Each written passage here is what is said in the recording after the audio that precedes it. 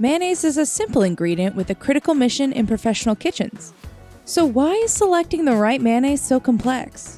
From extra heavy duty to real super premium, the category terminology causes unnecessary confusion. And the lack of standardization can lead to disappointing results, dissatisfied customers, and costly waste. Visit venturafoods.com/mayo needs to help you find the right mayonnaise for your operation.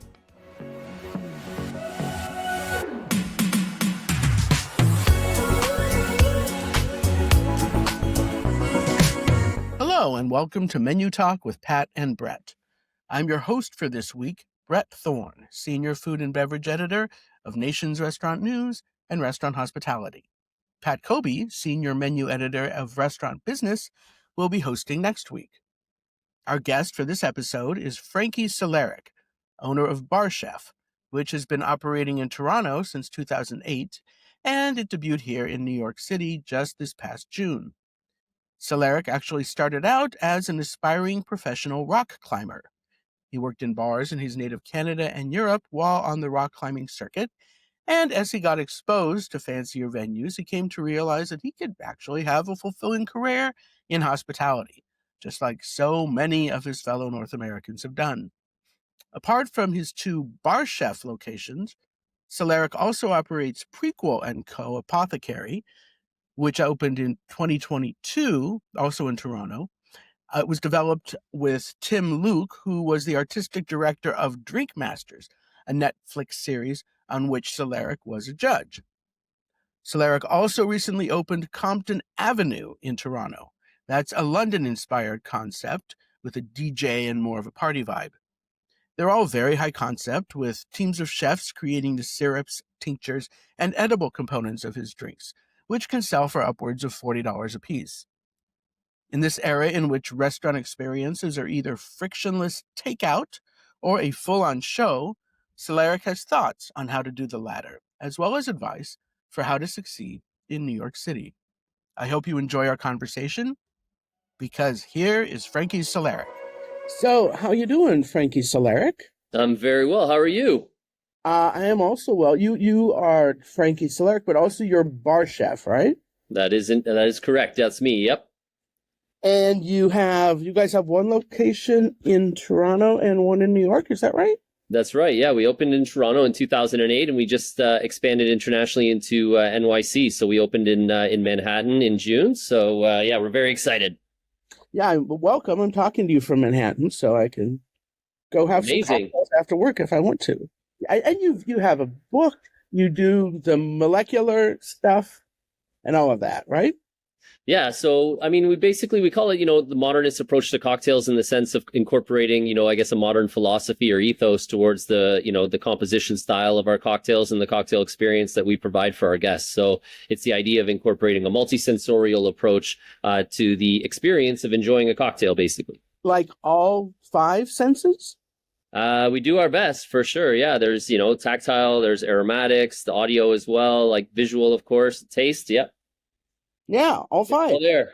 And yeah, it's funny with social media. Everybody's interested in the to a certain extent the sound, but certainly the visual appeal, because you cannot smell or taste on social media. Which has that affected the way that you create your cocktails?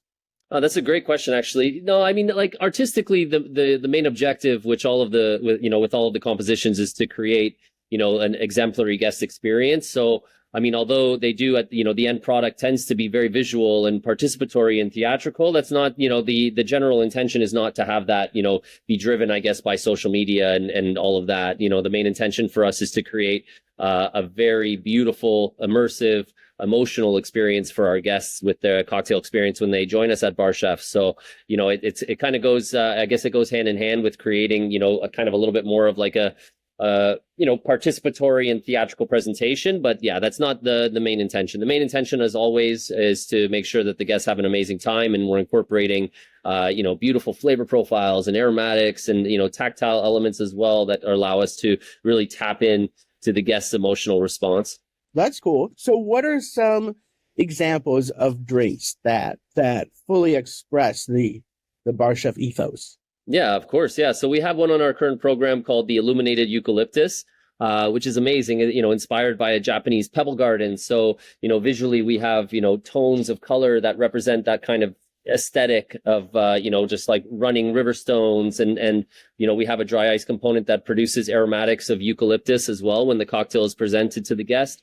And then, there's river stones that the guest is actually eating the edible components off of. There's a transportive element as well, because we have an ice component in there, which is nigori sake and white chocolate water, which basically melts and incorporates those flavor profiles throughout the experience of the cocktail while the guest is enjoying it. So, for us, that one is very special, because even, the auditory element as well, like, you can hear the kind of almost like a babbling brook, if you will, of, the dry ice sublimating, working with the water as well. So it really taps into all the senses for sure. And it's a great example of the BarChef approach. That's cool. And how much is a cocktail like that going to set me back? So the cocktail, the Illuminated Eucalyptus, I believe is 41 on the menu currently.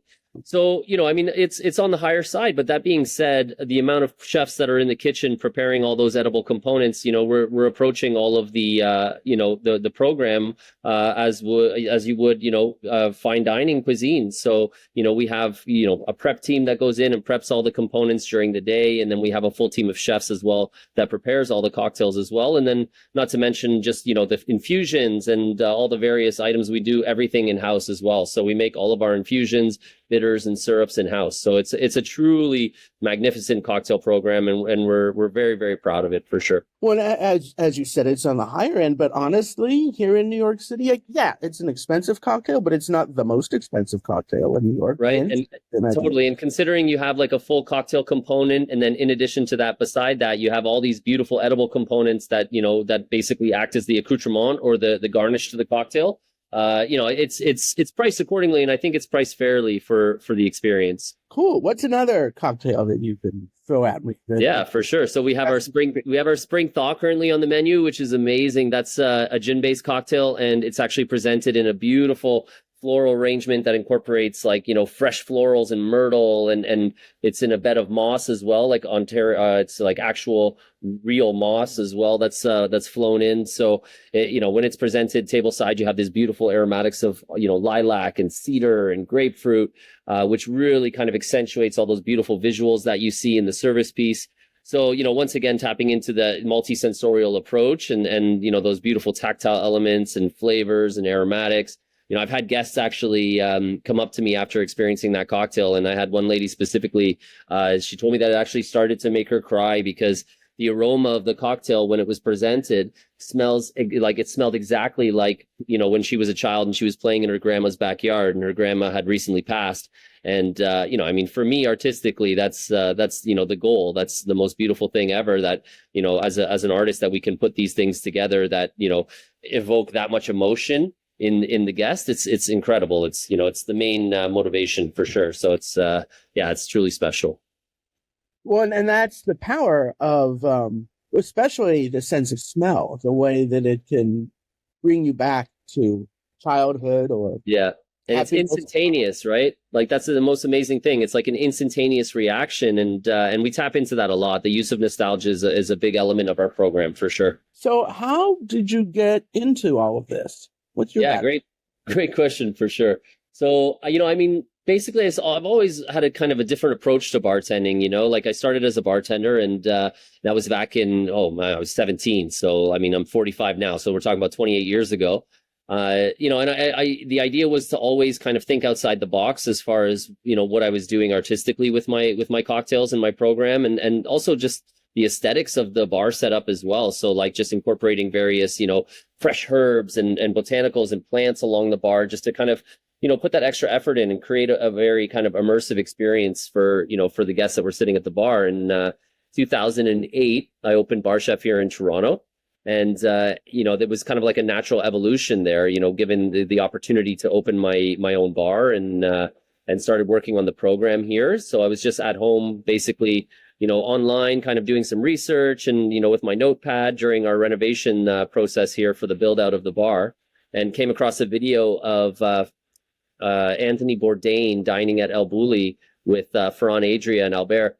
and it was called Decoding Ferran Adrià. And when I watched his reaction to some of the dishes that he was eating while he was there, and just his facial reactions and how emotional he was getting with the experience, right away I decided that that's the route that I wanted to take with my style and my approach to mixology. So, right away started ordering all of the components and the tools that were needed and all that. Started putting together recipes and playing around, experimenting at home, and just became completely immersed in that approach to mixology. And as far as incorporating those culinary techniques, those progressive culinary techniques, and just an overall philosophy into my mixology. And that was in 2007, basically. So at that point, no one in the mixology side was doing anything like that. And for me, it was more of an inspiration and inspired by, chefs like, Heston Blumenthal and Grant Achatz and, and Ferran and Albert Adrià as well. So just kind of, playing in that park, if you will, as far as the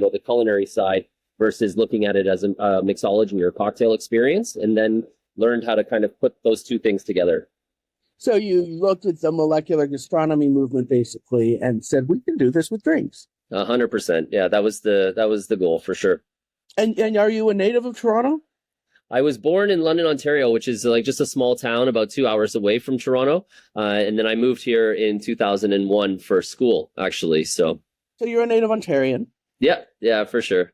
Yeah, sounds like it. Have you been to Toronto? I have, not for many years, but amazing. Toronto's great. Yeah, it's a cool city for sure. It's amazing. Great dining scene here for sure. Like lots of amazing restaurants and bars, and amazing cocktail scene as well. Tons of great cocktail bars. So yeah, it's a great city for sure. Yeah, I'm a fan. Like New York, though, I'm telling you, New York is amazing. New York is New York. Toronto is Toronto. Yeah, and exactly. Yeah, great. But you said you started tending bar at age 17. Why? Why were you drawn to the bar in the first place? Well, so it was actually, I was basically 17 years old. I was a rock climber at the time professionally so I was climbing for Canada. I was on the national team.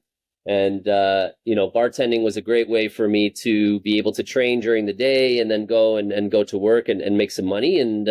And for me, for traveling and training, Europe was an amazing scene for rock climbing. So there was a lot of great climbers coming out of Europe, like specifically Switzerland and France and England. So I actually got into bartending basically to be able to travel and make a living while I was doing my climbing, because I was pursuing, a professional climbing career.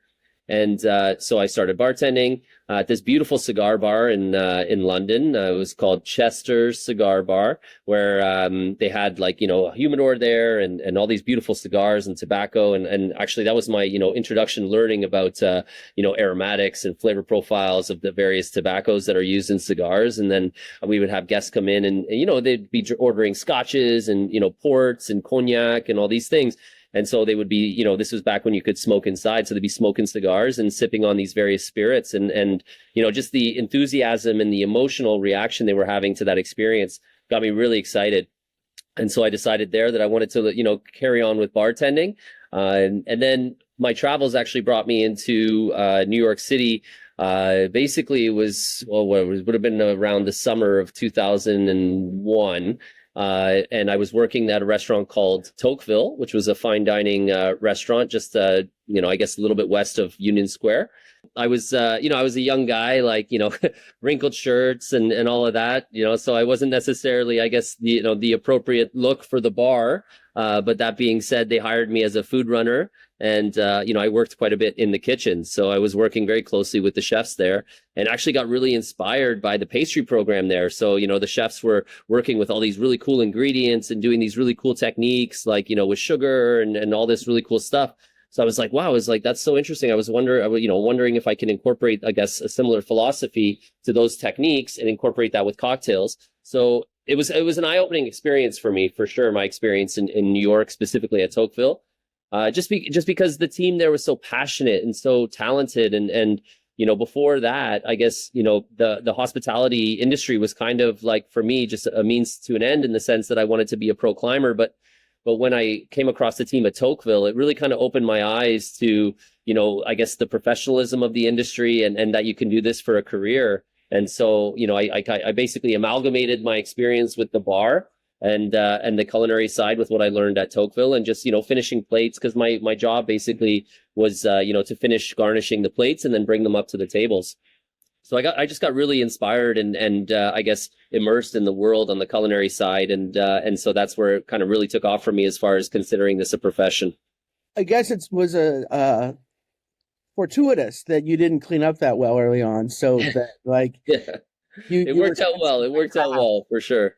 Yeah, I mean they could have just handed you an iron and said, here's how Right? Yeah. I mean, back in I had hair too back then, so it was always messy and stuff too. And so, yeah, it was just, yeah. So it was a good learning experience for sure. The chef Marco Moreira, he was a great guy. He kind of took me under his wing and really, taught me a lot for sure. And so how did you start incorporating those culinary elements into bartending? Yeah, great question. So I started to basically create infusions back when I was working on the program for BarChef. Started infusing various ingredients and spirits, and as well with the same thing with making syrups and things like that. So it was basically just the idea of utilizing fresh ingredients or dried ingredients like spices and things like that into macerating into alcohol. And I figured in my cocktails I was using simple syrups. And I was like, okay, well, if I'm using these, simple syrups, just sugar and water, why don't I incorporate some ingredients into that process to see if I can actually flavor the syrup? And that was, basically back in, again, like 2006, when I started kind of playing around with, creating flavored syrups and infusions and all of that. So I guess just taking a more kind of culinary approach or just overall philosophy to the production of cocktails in the sense of, going after the freshest possible ingredients, wanting to only use fresh ingredients, wanting to make as many components as I could for my program. So rather than going out and purchasing, flavored liqueurs and things like that, I tried to experiment with preparing and making those flavor profiles, achieving those flavor profiles through various techniques in the kitchen, if it's, maceration or whatever. And then it just basically evolved from there. So, following that experience with, Ferran and Anthony Bourdain and witnessing that and playing around there, I kind of just, started to really evolve my, my artistic expression with cocktails. To the point where, where we're at now, where we have like, a full team of chefs that are in the kitchen preparing, all the various ingredients and components that go into these plated cocktails. So as a bartender, as an artist, it's truly, the dream to be able to, provide for yourself financially by expressing yourself artistically. It's an incredible honor, and it's, something I don't take lightly. We take what we do very seriously, just in the sense that, there's thousands of bars out there, especially in Manhattan. There's thousands of bars out there, right? So to have guests join us and spend their, hard-earned money with us is an honor. So we take it really seriously that they have an amazing time. Well, and bartending and mixology or cocktails or whatever you want to call it has certainly evolved a lot since you started. I mean, I was just reminiscing the other day about how when I started in my job reporting on the restaurant industry, the idea of squeezing fruit juice to order or peeling fruit to order, that wasn't possible. You couldn't do it. There was no way. And now it's become kind of normal at high-end bars. The first time I suggested to a restaurant that maybe they could offer 2 different roasts of coffee, they thought I was on drugs and did not understand the industry. And now having multiple roasts of coffee is pretty normal. Yeah. So how have you continued to evolve to make sure that you're not just on top of everything, but sort of leading the way? That seems for sure. Yeah, great question. Awesome question. I think it's just constant experimentation, working with, new ingredients, and to be honest, it's been amazing because our team here within Frankie Solarik Holdings and BarChef specifically, as well as my other spots, we have an amazing executive team. So I have a culinary director. His name is Lionel Duke, incredibly talented chef. He basically right now leads the Modernist program at BarChef, as well as BarChef New York, in the sense of just, kind of incorporating a new approach, a new perspective, to what's possible with cocktails and culinary techniques, as far as really kind of, evolving the program and as well, it's fresh because it's a new perspective, right? So his kind of vision towards exactly what we're trying to achieve here is different than mine, but at the same time it's the same. We've worked so closely together for so long that it's a new set of eyes on the approach. And so it's just a matter of constantly just pushing the envelope, just trying new techniques, working with new ingredients, new service pieces, and just making sure that we stay true to our overall objective, which is to really kind of create that very memorable and very amazing, very special guest experience. So sounds great. Let's take a step back and tell everybody about all of where your fingers are, all of your different operations. Yeah, for sure. Yeah. So basically I started with BarChef, opened BarChef in 2008. And That's then in Toronto, right?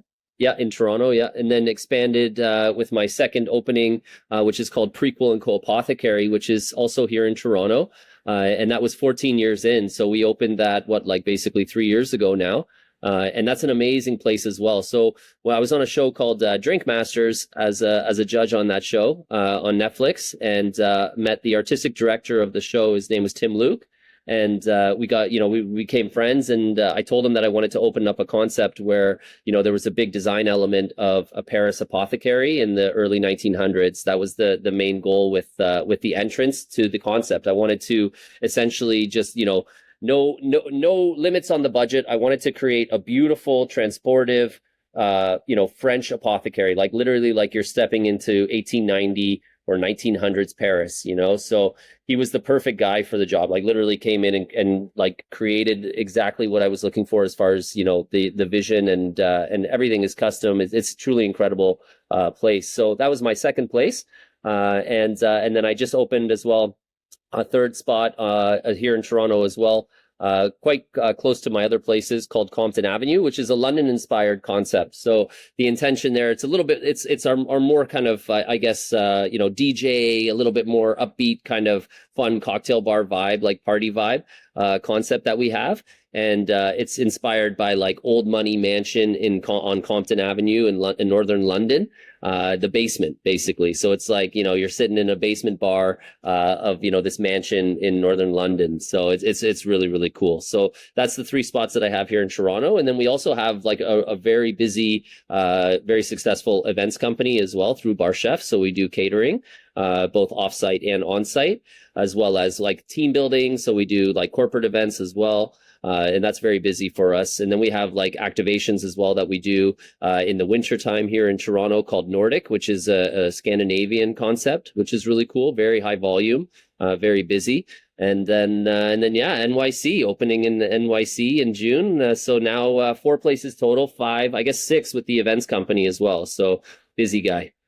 So with like the catering and team building events, you guys also do food, or is it exclusively cocktails? Yeah, no, we do for sure. Yeah, absolutely. It actually, so like with the team building, it's a good story because obviously we all know like, what happened, the impacts of COVID on the hospitality industry, right? It was crazy. So, when we were shut down, we were locked down here in Toronto for basically, I think like one of the longest times in the world, actually. It was a really long time. And so during that time, because we were closed, we were already doing those corporate events as far as, team building events. And so we actually pivoted from doing in person to a virtual model. So we started offering those services like an instructional mixology class virtually. And it completely took off. Like it was crazy. Like it got super popular to the point where we were actually looking at opening and renting another facility to be able to support the amount of space that we needed for packing the kits, because we would send out kits with all the tools and ingredients to each attendee of the class. And it just got so popular. I mean, the volumes we were sending out thousands of kits a week, basically. So it was incredibly busy for us. And yeah, it was, I guess, a positive outcome from such a dire situation. But, following that, it's been very busy. So we do all of those things. Like it's amazing. Like under that, Frankie Solarik Holdings umbrella, there's so many services. It's totally a dream come true to think like, I have 100 employees now and, 4 spots, and it's amazing for sure. Very busy. Is there still a demand for like virtual cocktail things like that? Yeah, we do them actually. Yeah, I think they work really well when you have, let's say for example, employees all across Canada that you want to kind of bring together in kind of a social environment online. We do, like let's say 30 people or 30 or 40 people for, a specific company will kind of bring us in just to, let's say they're having a meeting online or something like a Zoom meeting, and we just come in and make some cocktails for an hour and then they go back to their meeting. So yeah, it's the demand is still there, which is amazing for sure. It's obviously tapered down, but it's still there, and we still do them, which is great. Yeah, I mean, there's a lot of talk of the necessity of having an experience when you go out, and it sounds like that's exactly what you're delivering at your concepts. Yeah. But sometimes you're at home, or your colleagues are scattered all over the country. Yeah, no, that's fair. Yeah, for sure. Speaking to the experience, it was, and this is something actually I get asked a lot for sure, because it's like, what differentiates, I guess, the BarChef experience from, all those other cocktail bars that are out there, or the bar experience as a whole. And, we always have put in our concept, a huge emphasis on that experiential element. Right. So that could be anything. It could be the texture of the paper of the menu, the fonts used, the music that's used, the language that the servers are using in the sense of the way that they interact with the guests. And in addition to that, then we also have all of our service pieces and the flavor profiles. And, it's just an incredibly, I guess, transportive experience, in the sense that our goal is to take you away, take you out of where you are, and take you to another place. And I think that's really what guests are looking for now. You see that huge, it's very popular in the event space, because, event coordinators and, event planners are looking to, really create that next, very immersive and participatory experience, right? You see that word immersive now is thrown around all over the place. And It's because people are looking for that, new experience, right? So that's I think that's really what separates our company and our philosophy from other hospitality groups, I guess, is that, we put a huge emphasis on creating a very emotional experience for the guests. So how is the New York City location different from your Toronto concepts? Yeah, amazing. Great question. So it's funny, the New York space is actually very similar to our Toronto space in the sense of the actual design of it. It's like a rectangular space. But the coolest thing about our New York spot is the whole roof. So we're on the third floor of a building. The whole roof is retractable. It's glass, so it fully opens up, and we're directly underneath the Empire State Building, which is really beautiful. Yeah, it's as well, with the space in New York, we have all of our beautiful ingredients that we're using for the program displayed along the walls there. And then we also have our modernist counter, which is an open concept kitchen where we have our team of chefs basically preparing all of the items that are needed for the modernist program, like plating. It's amazing. So you can actually sit there as a guest and sit at the counter and watch the team, working with liquid nitrogen and dry ice and all these various culinary techniques. It's very, very cool. It's, to sit there and watch and see the amount of work that goes into plating all of those cocktails. It's really, really cool. And it opened in June, right? We did. Yeah. We opened mid-June. Yeah. And how's it going? Yeah, it's great. It's amazing. I mean, it's such a fun experience. First and foremost, it's an incredibly humbling and it's an honor to be in New York. I mean, New York is the epicenter of cocktail culture in the U.S., in my opinion. You have thousands of bars, hundreds of cocktail bars, some of the best bars in the world located in Manhattan, and an amazing group and community of mixologists. So it's truly humbling to be a part of that scene, and to come into New York and open a bar there is a dream. As a bartender, it's a dream for sure. So we're doing our best and making sure the guests have an amazing time, and the feedback's been very positive. So we feel very, very fortunate.